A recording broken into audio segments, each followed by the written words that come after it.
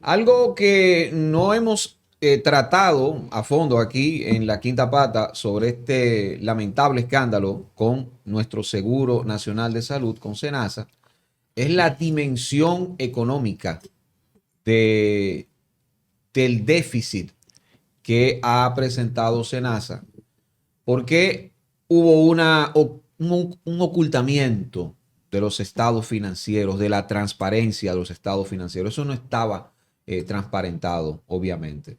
Entonces, para hablar de este tema, a raíz de un tuit que él escribió, creo que fue el sábado pasado, hemos traído al economista Richard Medina. ¿Cómo estás, Richard?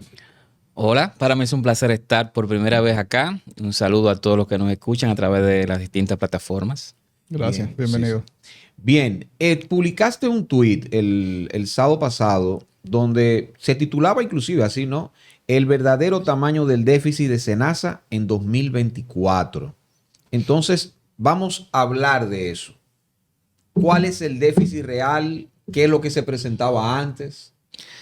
Senasa, antes de que estallara el escándalo del fraude, pues ya Senasa con esta corrección yo creo que está diciendo que hubo un fraude, plantea unos estados financieros anuales. Esos estados financieros deben enviarse, como todas las ARS lo hacen, a la CISALRIL, que es la superintendencia que revisa las ARS, que vigila las ARS.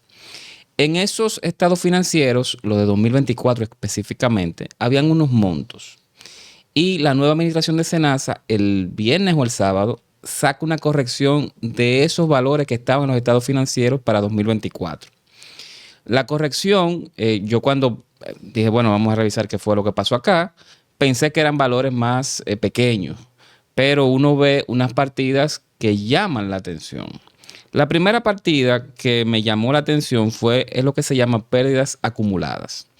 Pérdidas acumuladas es la suma de cuánto se generó en el ejercicio, es decir, en 2024 si hubo ganancia o pérdida, hubo déficit, más las ganancias o pérdidas de años anteriores, o sea, cómo le ha ido a la empresa hasta ese momento, hasta 2023, más una partida nueva que se incluyó ahí, que son gastos no reconocidos de años anteriores.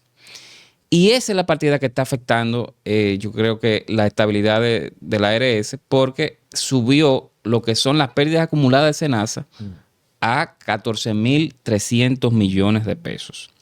14.300 millones de pesos. 14.300 millones de pesos. Ese número llama mucho la atención porque lo que infla la partida es precisamente gasto de años anteriores que SENASA está reconociendo ahora. Y ahí uno lo ve con otra partida que está en los estados financieros, pero que típicamente es muy pequeña o cero, que son aquellos servicios que ya se comprobó que se hicieron, que se facturaron, pero que no se han pagado, o servicios que se le autorizó al afiliado, pero que no se han revisado si se hicieron y por lo tanto no se ha pagado. Y eso es una partida, déjame buscarlo acá, de unos 9.000 millones de pesos. Pero eso sería una deuda. Es una deuda, es una especie de pasivo, sí. Ahora, hay SENASA, como toda ARS, tiene lo que es un verificador o un auditor de salud. Si tú vas a una ARS, en este caso a SENASA, y dices, mira, yo tengo que operarme. La operación me sale en 100.000 pesos.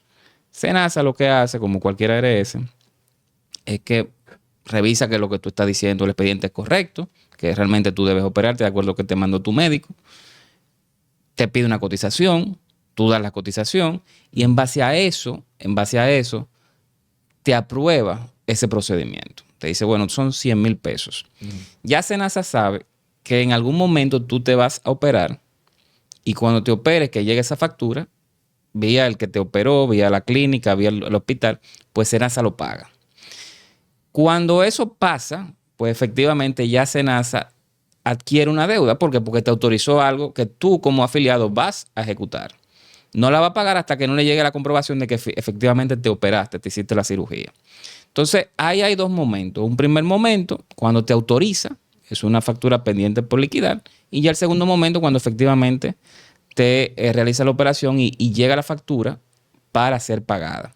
Entonces, ese es el monto que se está incluyendo ahora en los estados financieros nuevos o corregidos de SENASA para 2024. ¿Y de cuánto estaríamos hablando entonces? Bueno, ahí hay varias cosas. Por ejemplo, para factura de clínicas, hospitales y centros médicos, son 9.900 millones de pesos. Anteriormente eran 1.600. O sea que la corrección subió en 8.000 y tantos millones. Para médicos, en general, son 2.600 y antes la deuda eran 226. Y también para medicamentos, 1.000 millones y antes eran 300. O sea que subió en 700. Eso suma alrededor 13.000, de 13.000 millones de pesos. Hay otras partidas más, laboratorio, imagen, etcétera, que sube el monto a 15.000 adicionales. Entonces, eso hace que se incrementen los pasivos, las deudas del SENASA. Es probable que, no sé qué está pasando ahí dentro, porque imagínate, uno no simplemente ve el número, pero quizá algunas de estas facturas no sean reales o son procedimientos que no se ejecutaron y no se pagan. No lo sabemos. Hay que esperar que pase el tiempo. Lo que sí es que, de acuerdo al estado financiero de cierre de 2024, SENASA tiene unos pasivos mucho más grandes de lo que originalmente pensábamos. Es decir, que son ya el doble de sus activos. Eso diría que una empresa está técnicamente cerca de la quiebra, porque si además tú tienes unos déficits muy grandes, tienes pérdidas acumuladas de ejercicios anteriores, tienes unos pasivos tan grandes, tú estás en quiebra. Ahora, SENASA, al ser una ARS pública, no quiebra. Y eso es bueno que todo el mundo lo sepa. SENASA no ha dejado ni va a dejar de dar el servicio, darle cobertura a los afiliados. Porque quien está detrás de SENASA es el Estado. Aunque hubo déficit muy elevado en 2024, en 2023, probablemente en otros años, el gobierno va a mantener el SENASA. Y yo creo que lo está haciendo. O sea, ya ha ido bajando la queja de gente de que no le autorizan algún procedimiento. Y también ha ido bajando, que fue como entiendo que se supo el problema, ha ido bajando la cantidad de prestadores de servicios, clínicas, centros de imágenes, médicos, especialistas, que no le estaban pagando a tiempo la factura que sometían al SENASA. Antes de 2020, SENASA era una institución modelo de la administración pública dominicana. Y era también un modelo, o lo que se llama poster child, como que lo que más tuve, lo mejor, como ARS dentro de los modelos que hay en América Latina. Incluso ganó un premio iberoamericano, creo que fue en el 19. O sea, nosotros teníamos una ARS de primer nivel que comenzó a pagarle a los prestadores de servicio en 30 días, que eso no era normal antes de que SENASA lo hiciera. Y hemos ido pasando a lo que tenemos hoy. Ojalá se pueda, ¿no?, recatar esto.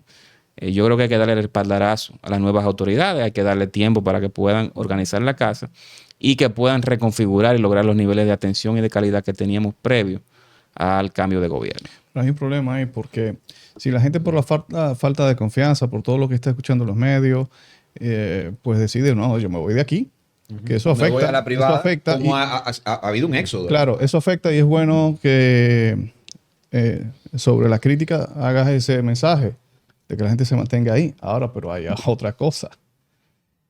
¿Qué le impide a los prestadores de servicios decirle no? SENASA, no lo acepto.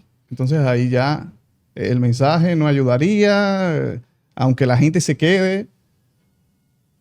Mira, es lamentable.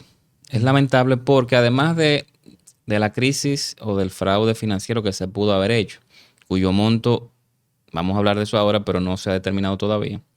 Yo creo que esa crisis reputacional o ese golpe reputacional que ha recibido el SENASA solamente se resuelve con trabajo y enmendar los errores.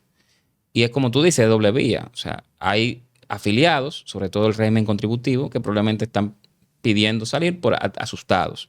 Yo creo que hay que darle el voto de confianza a SENASA. Porque tiene la capacidad de volver a hacer lo que fue antes. O sea, claro, los controles eran iguales. Todo era igual. Y funcionaba bien y funcionó muy bien durante mucho tiempo. El tema de los prestadores de servicios de salud, que es la gran incógnita, yo he escuchado que la nueva administración ha hablado con ellos, se ha sentado a hacerle planes de pago y les ha pedido que les ayuden.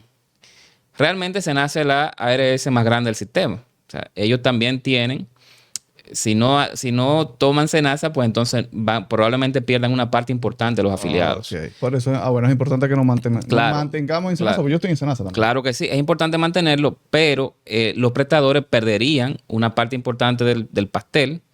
Y realmente, si se está buscando el avenimiento de acuerdos de pago, cuando haya que hacer acuerdos de pago, y normalizando el pago de facturas, pues yo creo que no debe haber ningún problema con los prestadores de servicios. Pero el mensaje, más allá de la crítica, yo como dirigente político, como profesional de la economía, critico obviamente el fraude, creo que es atroz, no me siento bien con eso, estoy indignado, pero hay que tratar o hay que esperar que esto se recomponga. Porque Senasa es una conquista de los gobiernos del PLD, pero también es un pilar fundamental en la salud de la gente. Nosotros no podemos obviar esa parte. Claro. Estaríamos cayendo en la trampa de lo que uno mismo está denunciando aquí. Uno ve cierta actitud de la administración pública que es muy seducida por este asunto de la privatización o los fideicomisos, y uno ve cómo los servicios públicos se van deteriorando y los fideicomisos van creciendo. Entonces, cuidado, porque podemos caer en la trampa de hacerle juego a esta gente. Me salgo de Senasa. No, Senasa No. hay que mantener. Al final, Definitivamente. ¿a quién le va a convenir esto? Al sector privado. Bueno. Y vamos a pagar mucho más caro. Sí, aunque obviamente esta crisis no la genera el sector privado, porque es algo interno, No, pero endógamo del gobierno. Claro, pero si el Senasa a esos afiliados contributivos, ¿a dónde van a tener que ir? Al sector privado. Claro. Sí. A las otras ARS. Como ha pasado, como está pasando. Sí. Y hablando de eso, ya sería como otro tema, Richard. Lo del monto. Exacto. Pero Bueno, después, para que no se me Lo del vaya. monto, el monto de la deuda, tú dices. Sí, no, ya, porque... Pues mira, completa la pregunta, que hubiera otro tema. No, porque o sea, el Ministerio Público dice 15,000 millones. Pero primero teníamos una ola de información, algunos llegaron hasta decir de 100,000 millones de pesos. Y luego el Ministerio Público dice, no, son 15,000. O sea, eso, ¿cómo se llega ahí? Mira, hay varias cifras. Cifra número uno. El déficit. El déficit en contable. 8.300 millones de pesos. El déficit acumulado, que es déficit contable más ganancia o pérdida del año anterior o de los años anteriores más esa partida que yo le dije que no estaba prevista, 14.500 millones de pesos. Eso es solamente 2024. El Ministerio Público ha dicho que el fraude, el esquema de fraude operaba de 2020. Entonces, habría que esperar que se corrijan o se revisen los estados financieros de 2020 a 2023. No sé si ellos van a tener tiempo de estar haciendo eso porque tienen que resolver el problema de atención de salud. O sea, lo prioritario es la salud, no el tema contable. Ahora, ¿qué pasa? Que nosotros con esos estados financieros no podemos inferir cuál es el tamaño del fraude. ¿Por qué? Porque tú no puedes decir que todo el déficit es fraude, ni tampoco decir que aquello que no está en el déficit no es fraude. ¿Por qué? Porque fraude sería contratar servicios que un prestador no dio o contratar materiales de mala calidad. Entonces, para eso hay que hacer auditoría, hay que hacer investigaciones, hay que cuantificar cuántas personas fueron afectadas, fallecidos, personas con alguna lesión, personas que necesitaban tener acceso a salud, ya sea medicamentos, a centros de imágenes, laboratorio, y no pudieron porque no tenía cobertura. Entonces, todo eso hay que irlo cuantificando. Yo no sé si eso lo va a hacer el Ministerio Público. Sé que la Cámara de Cuentas está haciendo una investigación sobre el tema. Va a durar un tiempo, pero el monto tú no lo puedes inferir de esos documentos, o sea, de los documentos contables. Yo he escuchado mucho, como bien tú dices, la cifra de 60,000 millones de pesos, de 30,000 millones de pesos, una persona que mencionó 100,000, pero hay que esperar qué sale de la investigación. Pienso que el tamaño del fraude es importante. Es importante. Obviamente, con esto no quiero yo decir que todo el que está en el expediente o el que pueda estar en el expediente sea culpable de algún hecho penal. Yo creo que hay que mantener la presunción de inocencia. Ahora bien, las evidencias, por lo menos lo que dice el expediente y lo que hizo Senasa mismo corrigiendo los estados financieros, corroboran una parte de las cosas que se dicen ahí. Hay que esperar a ver cómo el Ministerio Público va a hacer esto. Ya es un tema estratégico de ellos. La justicia, obviamente, que delibere y falle en justicia. Pero este esquema luce bastante grande para lo que uno hubiese esperado de una ARS. Ujú. Podría uno pensar inclusive que supera el fraude Baninter, ¿eh? Y es duro eso, ¿eh? Que Sí. sea con la salud de la gente. O sea, eso es Sí. lo que ha indignado a Sí. todo el pueblo. Aunque ahí tengo yo que hacer una corrección que no la puse en el tweet y aprovecho para hacerlo. Obviamente 55,000 millones, que es el número que se dice de pesos de Baninter, Claro, en ese en 2003, entonces, claro, es muchísimo más exactamente, es verdad. que 100,000 millones Si lo cambiamos ahora. Entonces, sí. tengo que hacer esa mea culpa de que eso no, es verdad. de que no le escribí. Pero no le escribí. simbólicamente, ¿En por lo Claro, menos lo es un tema simbólico, yo estoy de Exacto. acuerdo. ¿Cuánto estaba el dólar en esa época? 17, 20. Pero cuando No, explotó, espérate, es cuando que explotó Baninter subió a 50 y pico. Exacto, llegó un momento A en que 60. el No, dólar pero estaba ya- en 60 Pero eso fue después. Sí, fue después, fue después. No al momento Sí. del escándalo. Mira, ahorita surgió aquí, de repente en la mesa, y Maracayo lo trajo, el tema del fideicomiso.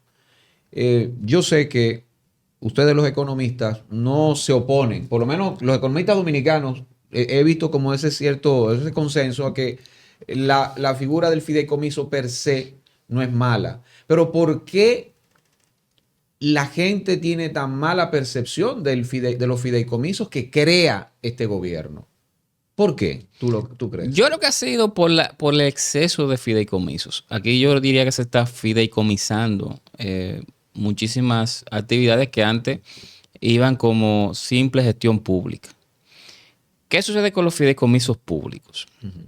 Que son un vehículo que te permite, tiene ciertas garantías, es verdad, pero te permite tú obviar ciertas partes de algunas leyes de gestión pública, en especial la ley de compras públicas, y también dar cierta información al público de manera rutinaria.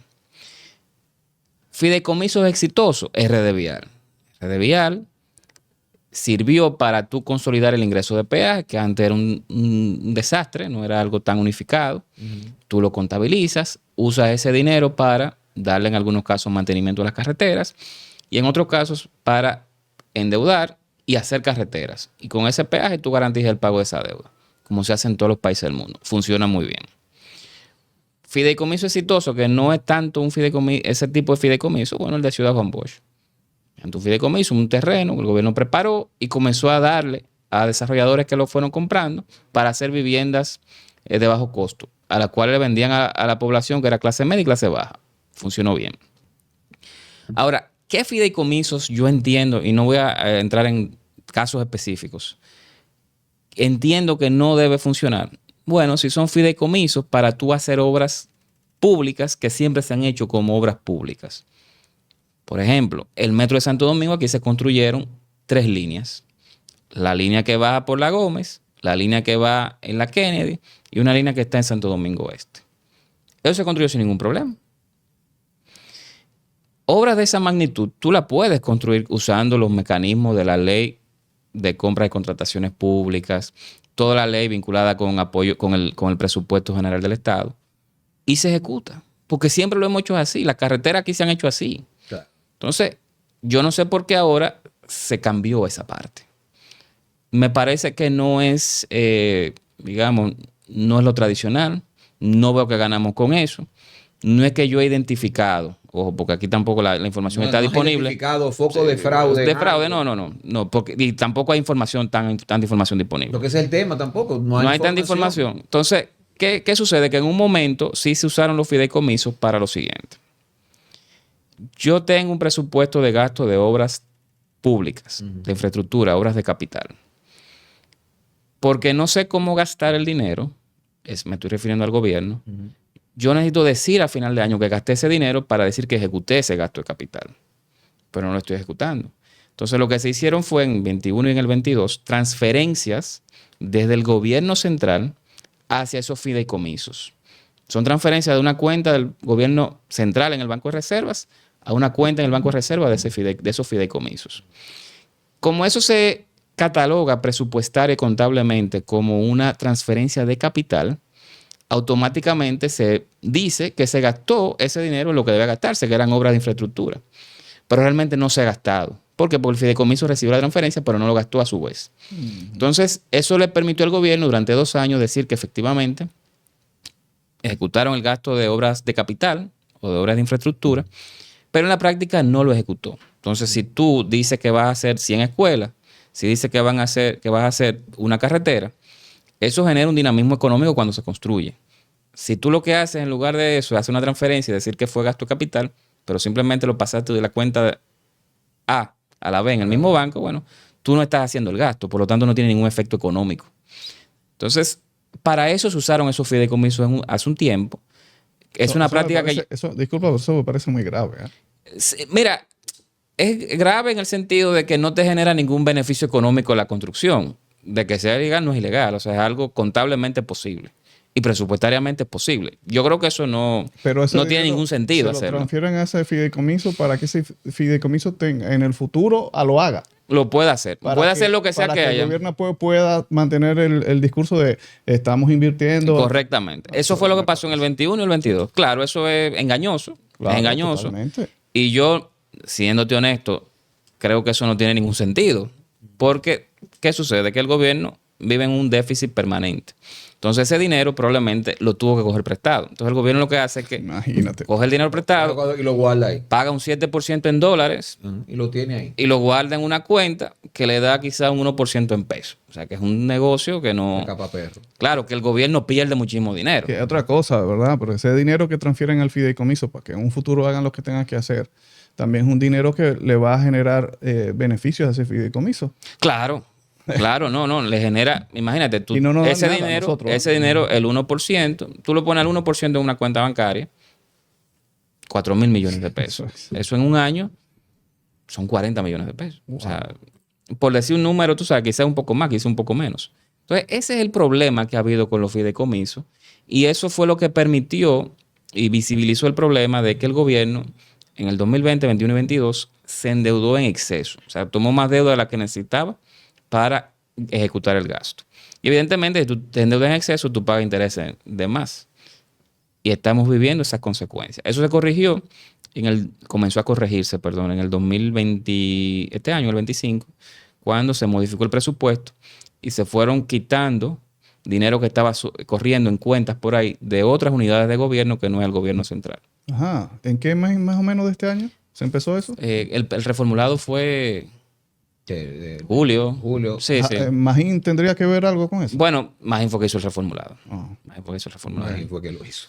Entonces, la lógica ahí es, bueno, si hay dinero suelto en cuentas del gobierno, del sector público en general, fideicomiso, lo que sea, vamos a quitarle ese dinero y vamos a gastarlo.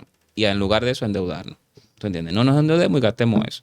Yo creo que esa debe ser la lógica con ese dinero que está ahí. No sé cuánto dinero es. Bueno, ¿cuánto dinero hay? Fue el propio Magín que sacó los 70 mil millones que no habían gastado. Que dijo, no, espérate. La reforma, podemos aguantarnos con esos 70 mil millones. Es el dinero. Que nadie sabe. Y teníamos tanto cuarto. Sí, eran 30, ahora no me acuerdo, eran 35... Sumado a 70. Y 32. Ajá, o se acercaba a los 70,000. Sí, entonces, bueno, yo creo que esa parte hay que hacerla. Hay que saber cuánto es el monto. Yo no lo sé, no sé si alguien lo sabe, o sea, no es información pública.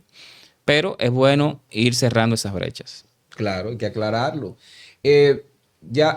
Finalmente, Richard, ¿cómo ves el año a nivel económico así rápido, como que vuelo de pájaro, que tú avisoras para 2025 en ese sentido, a nivel de la macroeconomía? Mira, 2025 ha sido, yo diría, un mal año. Si uno ve 4 indicadores rápidos, crecimiento económico, muy mal. Inflación ha ido subiendo a final de año. El dólar ha estado muy zigzagueante. Y lo que son cuentas externas se ha comportado muy bien. O sea, nosotros el déficit de cuenta corriente lo hemos ido reduciendo. Sobre el crecimiento económico, este probablemente va a ser el año de menor crecimiento sacando la pandemia en los últimos 15 años. Actualmente en enero-octubre hemos crecido menos de 2%, 1.99%. Y eso se ve en la calle. O sea, si tú tienes un negocio, tú tienes menos clientes. Si tú le fías a tus clientes, le das crédito, le vendes a crédito, pues ellos te pagan, antes te pagan a 30 días, ahora te están pagando a 90, 120. Yo tengo facturas así. Entonces, todos estamos sintiendo esa situación. Y no me parece que sea algo que cambie en los próximos meses, sino que al menos hasta el primer trimestre del año que viene, 2026, vamos a tener este comportamiento de muy bajo crecimiento económico. Con la inflación ha comenzado a subir en los últimos 3, 4 meses.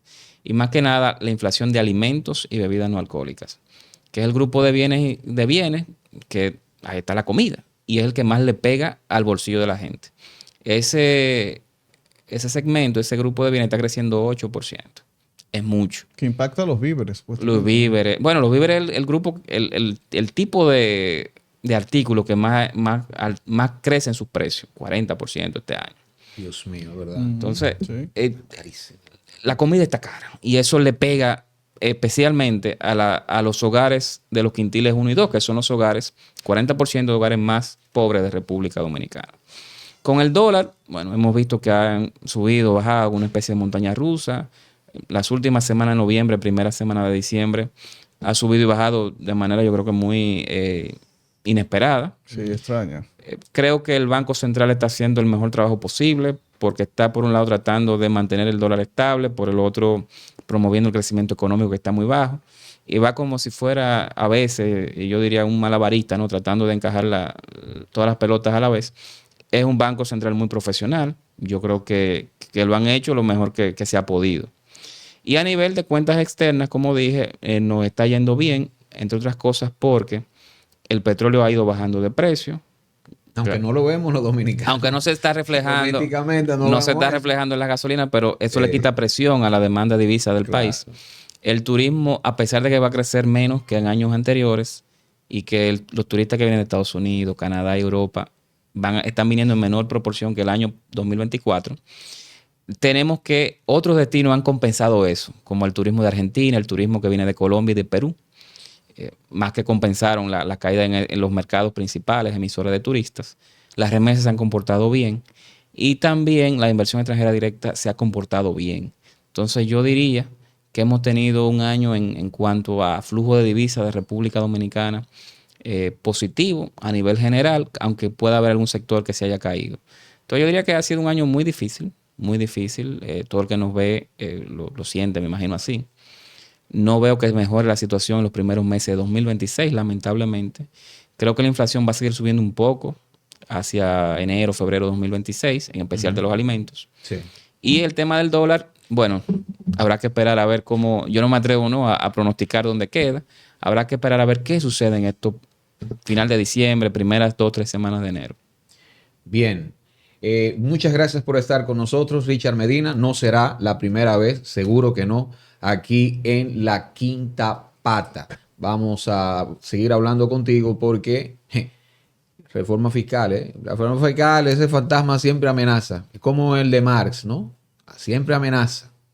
Entonces recuerda suscribirte, activar campanita, darle a me gusta para seguir creciendo. Recuerda que este viernes 19 de diciembre es el sexto vivo de La Quinta Pata, compartiendo contigo, respondiendo tus preguntas, tus inquietudes y también hablando, por supuesto, de la actualidad a nivel nacional e internacional.